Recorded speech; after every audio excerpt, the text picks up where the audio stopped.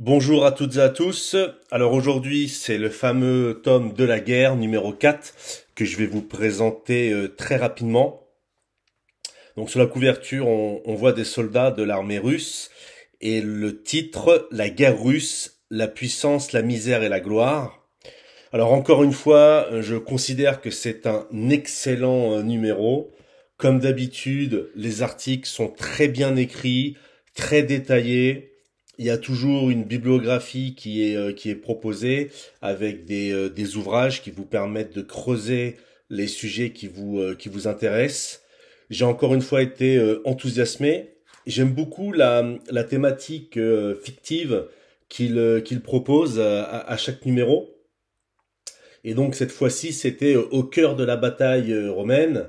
Et l'idée, c'est d'expliquer ce qu'un combattant romain, au cœur de cette fameuse bataille, pouvait comprendre, apercevoir, ressentir comment il pouvait agir.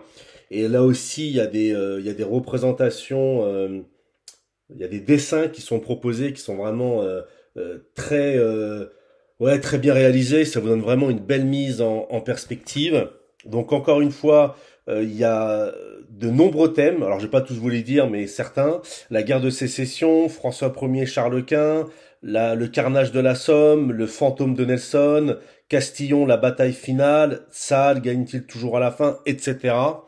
J'avoue que vraiment, je vous invite à le lire et à vous le procurer. Par exemple, sur la bataille de Castillon, bah là encore une fois, il y a des tableaux, donc certains sont assez connus, mais surtout, c'est ce qui est vraiment pour moi très intéressant, c'est les cartes. Les cartes vous permettent de bien comprendre les enjeux tactiques, stratégiques. Vous retrouvez plein de cartes tout au long de ce numéro, et il y a un très beau reportage photo, même si les photos sont quand même dures parce qu'elles représentent des soldats qui sont blessés, qui sont dans les tranchées. Ce sont des photos dans le document, dans les pages qui sont consacrées à la Somme 1916, le courage et l'incompétence. Et donc là, il y a le photographe officiel Ernest Brooks qui a suivi les soldats britanniques dans la boue picarde et de la guerre nous propose différents clichés avec à chaque fois des commentaires assortis qui vous permettent là aussi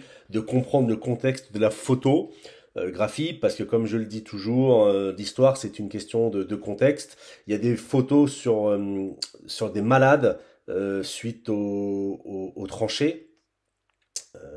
Et on voit en fait des docteurs au niveau, enfin, lorsqu'il y a une opération, notamment les amputations. Je tournais la page, je sais que même moi, vous voyez, en revoyant les photos, ça m'a mis un choc. Donc encore une fois, un très très bon numéro, un très très bon dossier, des thèmes variés qui sont vraiment très très bien traités. La guerre russe, voilà, le grand dossier, c'est la guerre russe, de la misère à la gloire.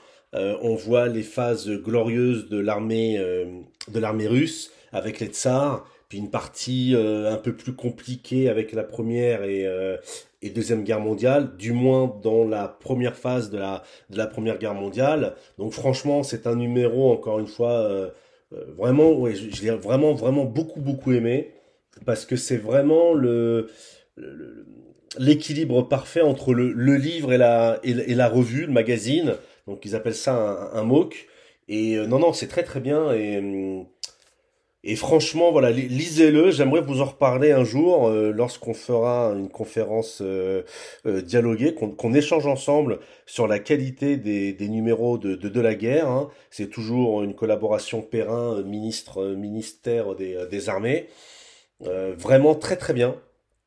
Je vous invite vraiment à vous le procurer parce que ça vous permet de comprendre et d'apprendre l'histoire de manière différente. J'oserais même le mot un peu ludique. Voilà, voilà. De la guerre consacrée au tome 4. La guerre comme vous ne l'avez jamais lu. C'est un peu le titre de la devise un peu de la guerre et je pense que vraiment elle correspond parfaitement à l'esprit de cette revue livre, de ce livre magazine. Voilà, lisez-le, vous ne le regretterez pas. Un numéro encore une fois de très très bonne facture.